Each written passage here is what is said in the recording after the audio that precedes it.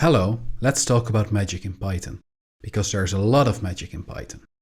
There are layers and layers of magical abstractions and functionality that make Python to the high-level programming language that it is. In fact, recently some people started complaining that too much magic was being added to the language. To which Guido van Rossum replied on Twitter that there's been a lot of magic in Python from the beginning, and that it's there to quietly help us, the users of Python. And it's true. That magic is here to help you and me focus on the business logic of our code, on what we actually want to do, instead of the lower level details that we'd otherwise need to take care of. At the same time, using the word magic makes it sound like that we have no hopes of ever understanding the mechanisms behind this magic. That we just have to get used to the fact that things are done for us without ever hoping that we can truly understand how it happens or even how to make magic of our own. In this talk, I hope to show you that that's not true. A lot of the magic is the kind of magic that you and I can perform as well. To do that, we're going to look into what I feel is one of the most magical things in Python, the insertion of self into methods. To do that, we're going to encounter something called the descriptor protocol. But before diving into self, I'd like to briefly introduce myself.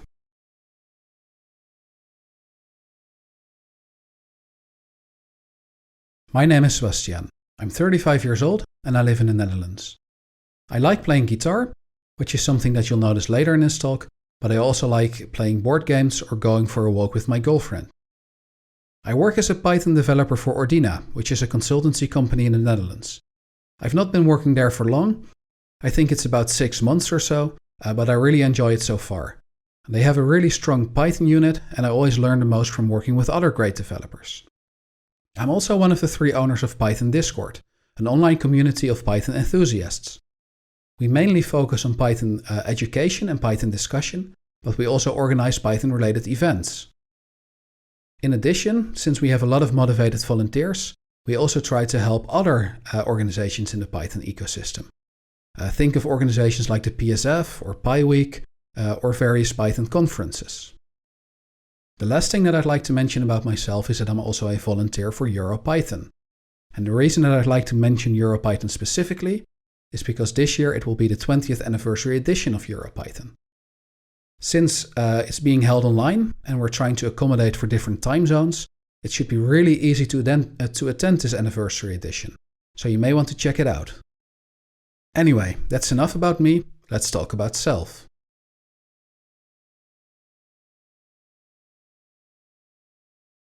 When talking about self in Python, I think it's important to first go back to the basics.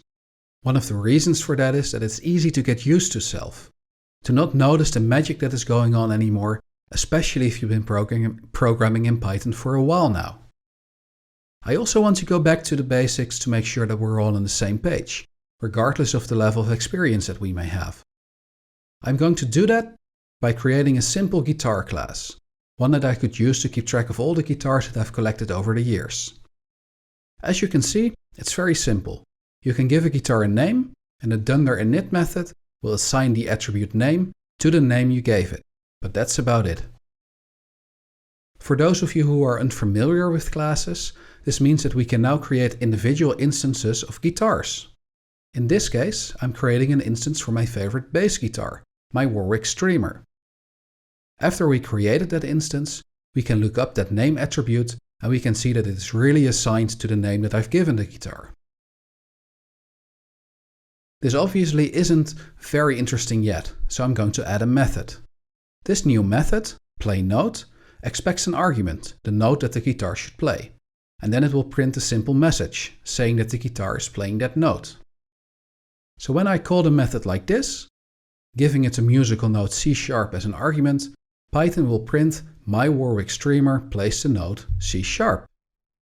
While this doesn't really look magical on its own, there is something interesting going on here.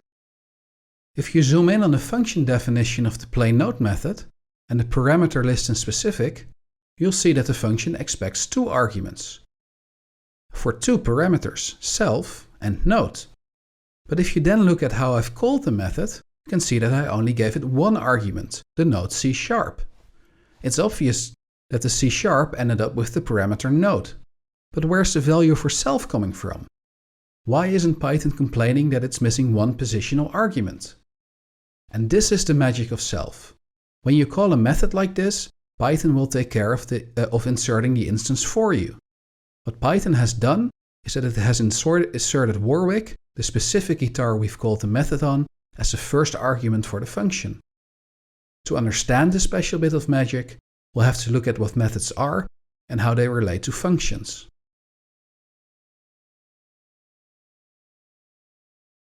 To look at what methods are and how they relate to normal functions, we need to look at what happens when you define a class with methods. And that's why I'm going to discuss what Python does when it reads the definition of the guitar class. Since everything in Python is an object, including classes, one thing we know is that we're going to end up with a class object, an instance of type, to represent the guitar class. I've drawn this box to represent that class object. Now let's zoom in on what happens when Python reads the definition of the playNote method. Some people think that because this function definition statement, the def playNote and so on, is located within the body of a class, this means that we're creating a special kind of object here, a method object. But this is not the case. This is just a regular function definition statement, just like the one you use outside of classes. So when Python reads this function definition statement, it's going to create a regular function object in memory. There's nothing special going on here yet. But what is important is that a function definition statement also assigns a name to the function object. This obviously makes sense, because we need a name to be able to refer to that object later. Since we're defining something within a class, that name will be assigned within the namespace of that class. More specifically, we're going to assign an attribute of the guitar class, playNote, to the function object in memory. And this is an important first piece of the puzzle. We've assigned a class attribute to the function object. So in short, by defining a function within a class, you're not creating a special kind of object yet. You're just creating a regular function. But what is important is that it assigns a class attribute to the function. We'll find out why this is important when we look at what happens when we try to get that function using an attribute.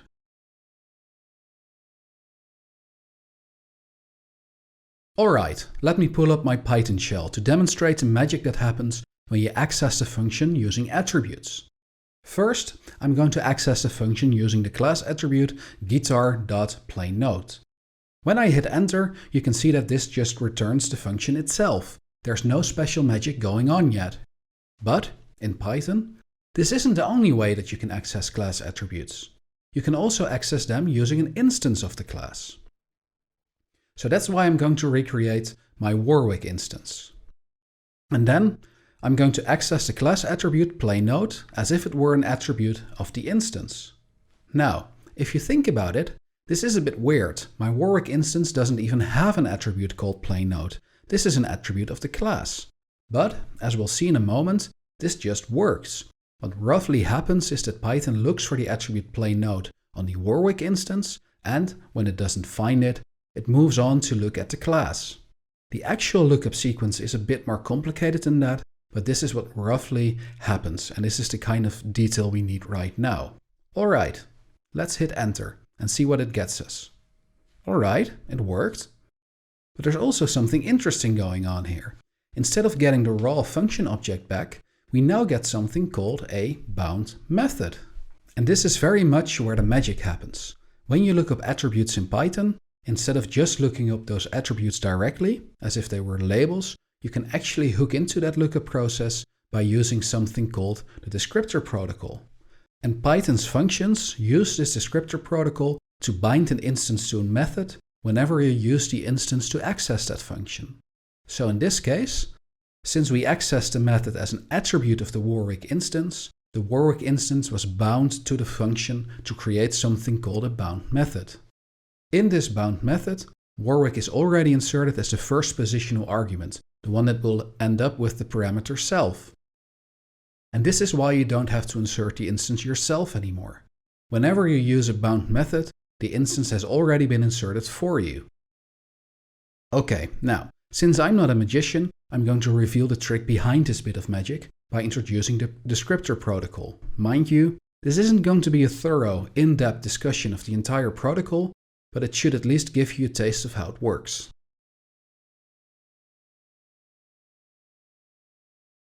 Alright, let's talk about descriptors.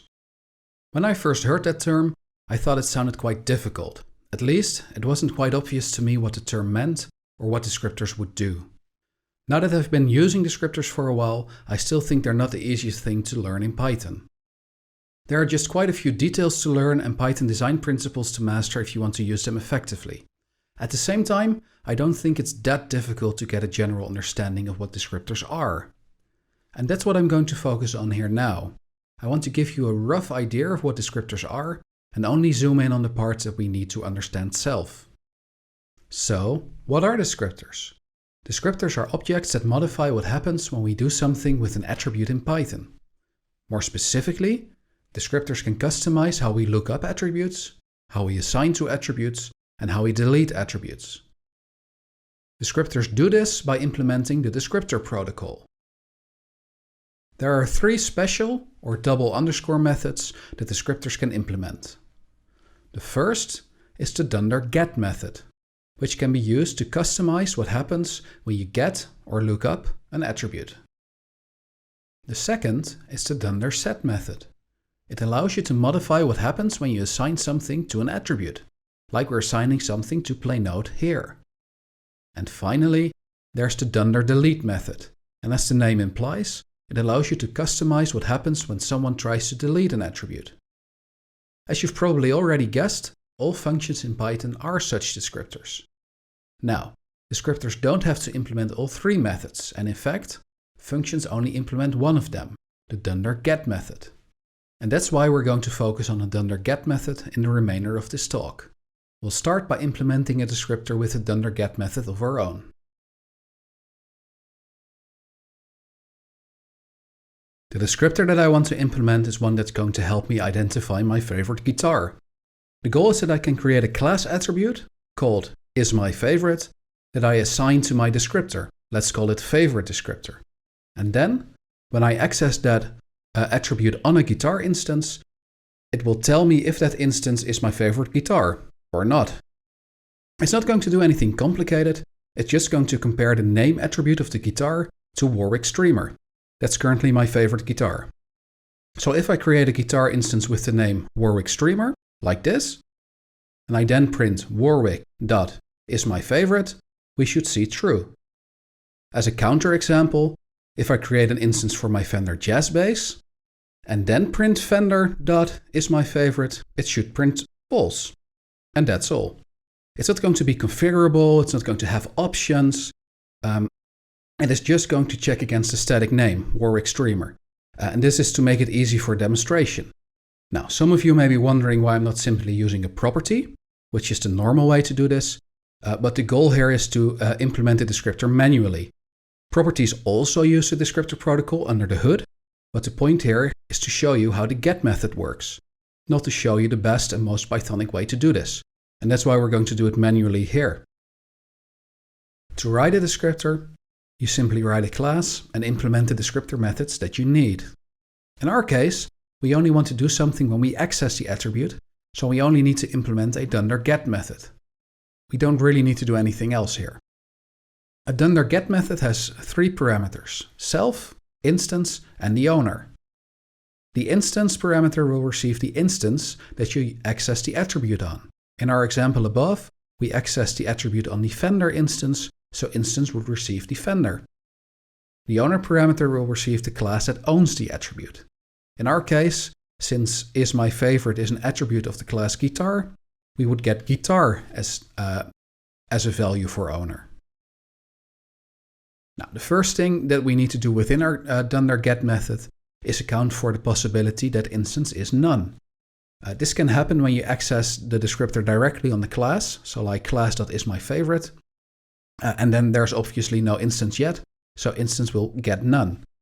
One common way to handle this is by checking if the instance is none, and then simply returning the descriptor itself by returning self.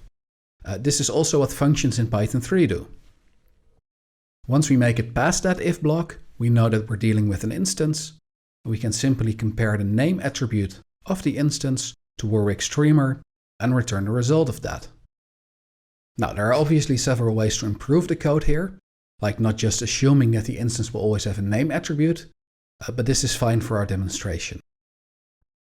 The final thing that I'd like to do is to show the descriptor in action. So first, I create an instance for my Warwick Streamer, and then when I access the isMyFavorite attribute, you'll see that it returns true. If I do the opposite, so if I create an instance for my Fender Jazz Bass, and I then access the attribute, you'll see that it returns false. Now, to test the first if block, we can also look at what happens when we access the attribute directly on the class, so guitar.isMyFavorite, and we see that it just returns the descriptor itself. Right, now that we've seen an implementation of a descriptor, we've seen an implementation of the dunderGet method, I think it's time to look at the implementation for functions in Python.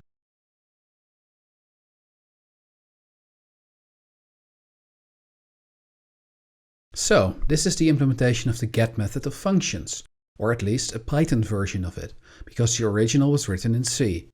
Still, this Python version is roughly equivalent. The C version just has to do something additional with the reference count because it operates on a lower level. What it does is fairly straightforward. It will first check if the instance is none. If so, it will just return the function itself. It won't make a bound method. Now, remember, this happens when you access the descriptor using a class attribute instead of an instance attribute. This means that if I do guitar.playNote, I'm just getting the function itself back and not a bound method. This obviously makes sense because there is no instance yet. There's nothing to bind here yet. To really hammer the point home, we can also manually call the get method with none for the instance. If I do guitar.playNote, which gets me the function, and then I add the call get none guitar, I should get back the function. And yes, we do. So, if the instance is none, we just get the function back.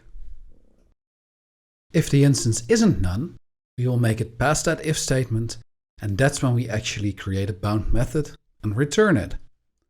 We can see this in action by first creating a guitar instance, by Warwick here, and then by manually calling the get method, now providing Warwick instead of none.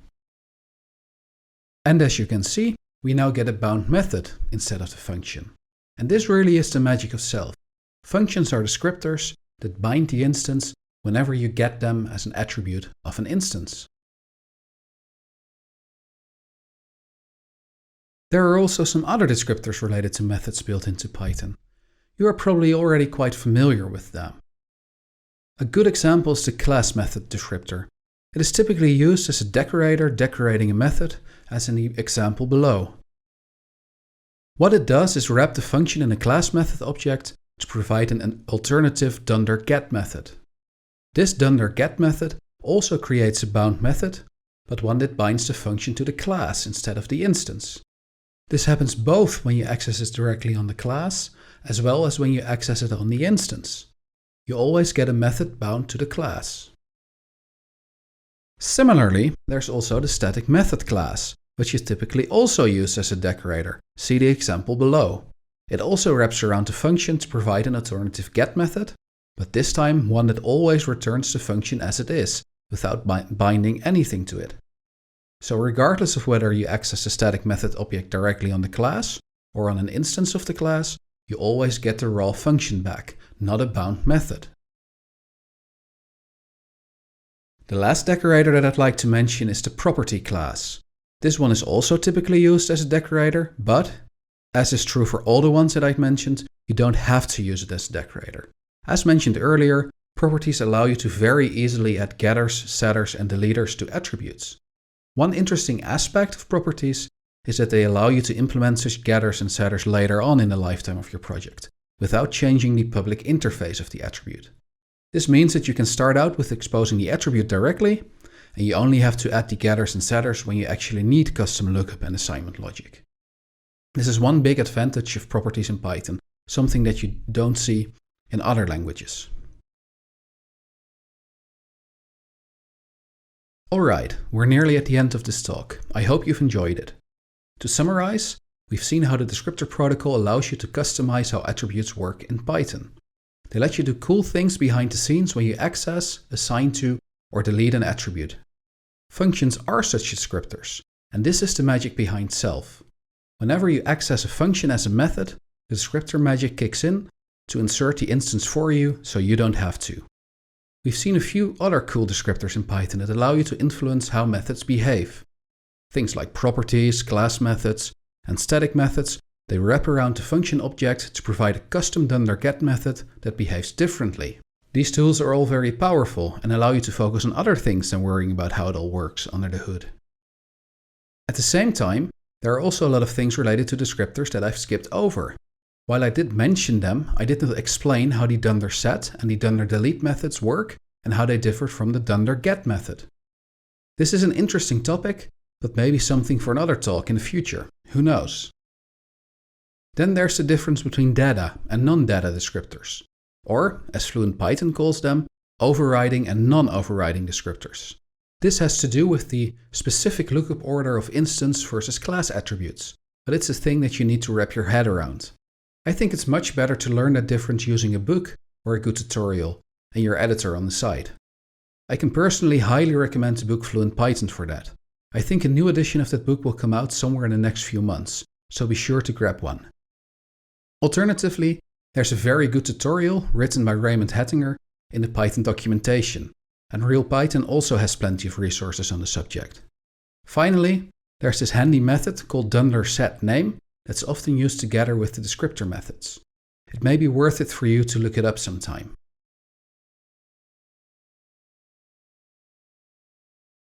I'd like to conclude this talk with a quote from Lee Siegel, a magician. "I'm writing a book on magic," I explain, and I'm asked, "Real magic?" By real magic, people mean miracles, thaumaturgical acts, and supernatural powers. "No," I answer, "conjuring tricks, not real magic."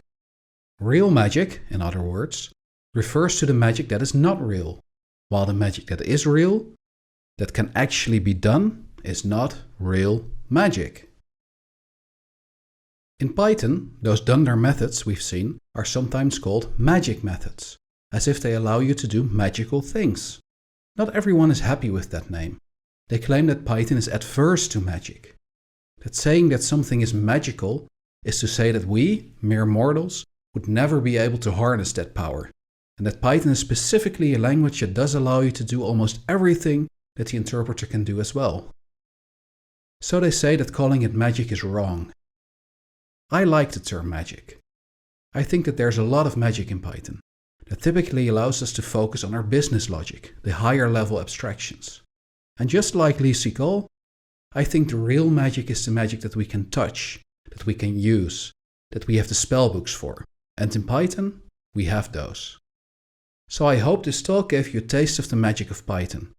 And I hope you'll now want to go out and learn more of it. And that's it for me. Thank you for staying with me to the end. Goodbye.